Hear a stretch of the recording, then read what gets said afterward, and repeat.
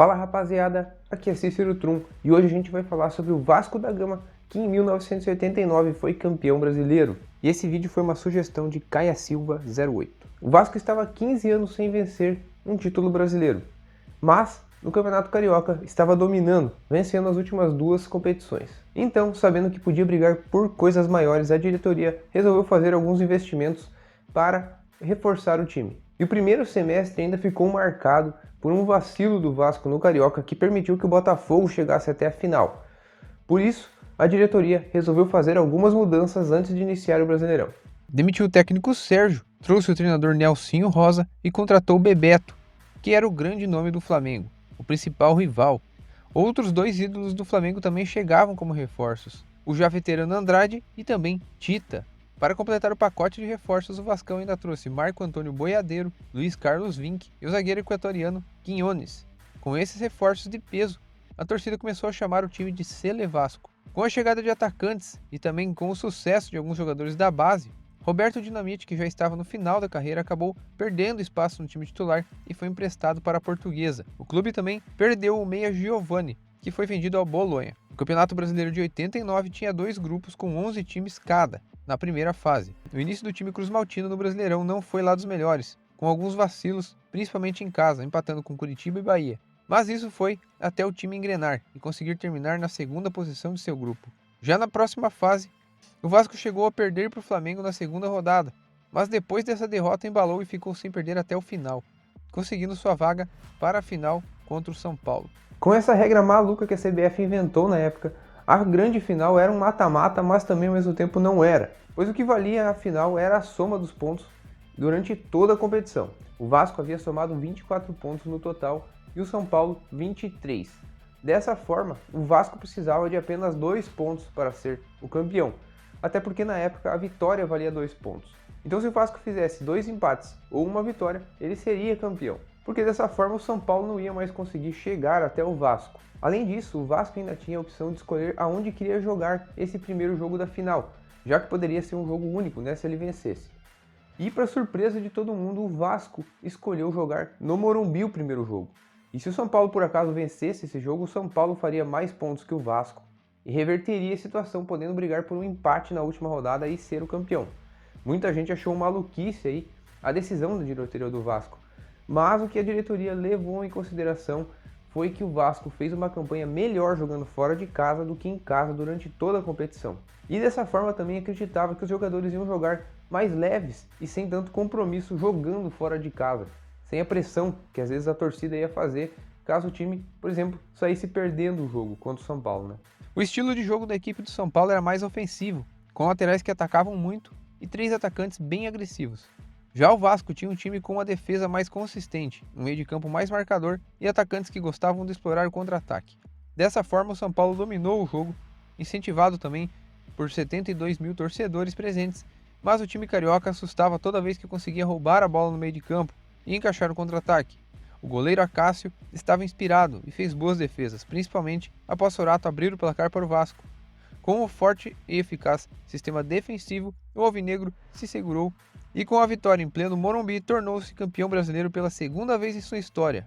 Aquela equipe atuava em um 4-4-2 com o goleiro Acácio, que brilhou no ano de 89. Fez uma partida espetacular na decisão, mas mostrou grande regularidade na competição. Era um goleiro que tinha uma boa saída do gol, em posicionamento perfeito, tanto é que não precisava dar grandes pulos para chegar na bola. Sua fase era tão boa que foi goleiro da seleção e integrou o elenco da Copa de 90. O lateral direito era o Luiz Carlos Vinck, um atleta com uma grande aptidão ofensiva, que era muito querido no Internacional e chegou ao Vasco para também deixar seu nome na história. Foi o autor da assistência do gol do título e, devido ao seu grande apoio, participou de muitos gols nessa campanha. A lateral esquerda tinha o volante Mazinho, campeão mundial com a seleção brasileira em 94. Como o Vasco tinha grandes volantes nos anos 80, e o jovem Mazinho não podia ficar de fora do time, foi encaixado na lateral esquerda e foi muito bem, principalmente no quesito defensivo, já que era um marcador excelente.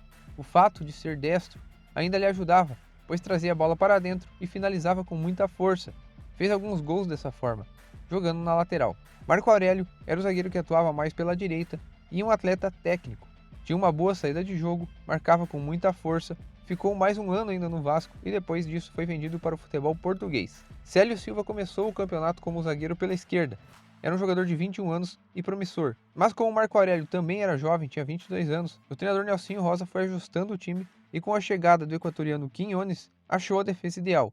Quinones era um zagueiro grosso, dava bicuda para todo lado, às vezes até se atrapalhava e batia bastante nos atacantes adversários. Mas seu estilo de jogo, de muita imposição e raça, foi eficiente e combinado ao de Marco Aurélio. Zé do Carmo era o cabeça de área e o tipo de volante pitbull, que dava botes certeiros, derrubava os adversários se passassem por ele.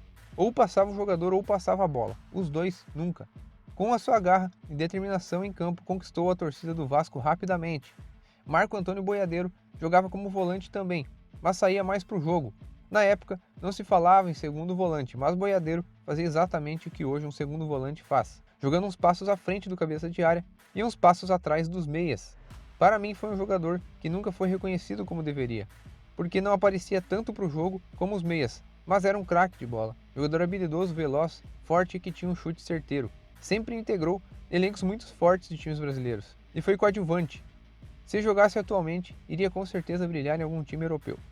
Bismarck era o grande nome técnico do meio de campo, tinha 19 anos na época e era a grande revelação do futebol brasileiro. Formado na base cruzmaltina, tinha um talento incrível, muita facilidade em abrir espaços na marcação adversária e um grande poder de finalização. Foi para a Copa de 90, mas não jogou. Voltou e continuou bem no Vasco, e em 93 foi vendido ao futebol japonês, onde atuou por quase uma década e foi ídolo. Porém, dessa forma acabou ficando esquecido no futebol brasileiro, mas não da torcida do Vasco, que nutre um carinho eterno por ele. Pela meia esquerda jogava outro atleta formado na base do Vascão, William, que era um baixinho veloz e muito habilidoso, que realmente atormentava os marcadores. Naquele time de 89, ele se posicionava de tal forma que dava liberdade para Mazinho fazer aquela jogada que trazia a bola para o meio quando subia. Dessa forma, William recuava e fechava o espaço pela esquerda.